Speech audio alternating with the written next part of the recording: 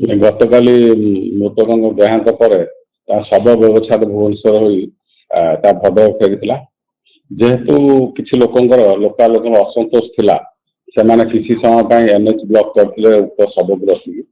ତାପରେ ଜିଲ୍ଲା ପ୍ରଶାସନ ସହିତ ଆଲୋଚନା କଲେ, ଆଲୋଚନା କରି ସେମାନେ ଶାନ୍ତିପୂର୍ଣ୍ଣ ଭାବରେ ଏଠାକୁ ଯାଇଛନ୍ତି ଏବଂ ତାର ଶବ ବ୍ୟବଚ୍ଛେଦ ମଧ୍ୟ ସରିଯାଇଛି ରାତି 11:30 ମଧ୍ୟରେ।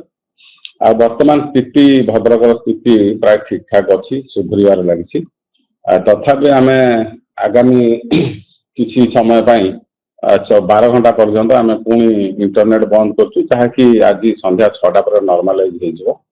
ଆଉ ଆପଣମାନଙ୍କ ଜରିଆରେ ମୁଁ ଭଦ୍ରକବାସୀକି ଅନୁରୋଧ କରିବି ସେମାନେ ଯେମିତି ଭବିଷ୍ୟତରେ ଆମକୁ ସହିତ ଆଜି ଯେମିତି ଗତକାଲି ସହଯୋଗ କଲେ ସେମିତି ମଧ୍ୟ ସହଯୋଗର ହାତ ବଢ଼ାଇବେ। ନାଇଁ ସେଟା ନିଶ୍ଚୟ ଚାଲିଛି ଏବଂ ମୁଁ ତ 4-5 ଦିନ ଭାବୁଛି ଆହୁରି 4-5 ଜଣ ଲୋକ ଆମେ ଲୋକେଟ୍ କରିସାରିଲୁଣି, ଯଦିଓ ଷ୍ଟେଟ୍ ବାହାରେ ଅଛନ୍ତି, ସେମାନଙ୍କୁ ଗିରଫ କରିବା ପାଇଁ ଉଦ୍ୟମ ଜାରି ରହିଛି। ହଁ, ସୋସିଆଲ ମିଡ଼ିଆରେ ତ ଆମେ ସବୁବେଳେ ଲୋକଙ୍କୁ ନିବେଦନ କରୁଛୁ କୌଣସି ପ୍ରକାର ଆଡଭର୍ସ ଭ୍ୟୁ ସେମାନେ ଦିଅନ୍ତୁ ନାହିଁ। ଆପଣଙ୍କ ଜରିଆରେ ମଧ୍ୟ ଆମେ ପୁଣି ମୁଁ ନିବେଦନ କରୁଛି ସମସ୍ତଙ୍କୁ ସେପରି କିଛି ଭ୍ୟୁ ନ ଦେବା ପାଇଁ।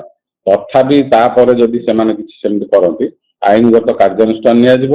ତାପରେ ଆମର ମଧ୍ୟ ଗୋଟେ ସୋସିଆଲ ମିଡ଼ିଆ ଟିମ୍ ଆମ ଅଫିସରେ ସଜାଗ ରହିଛି, ସେମାନେ ସବୁ ଆମେ ମନିଟର କରୁଛୁ। ତେଣୁ ତା ଉପରେ ଆମେ ଭାବୁଛୁ ନିଶ୍ଚୟ ରୋକ ଲାଗିବ।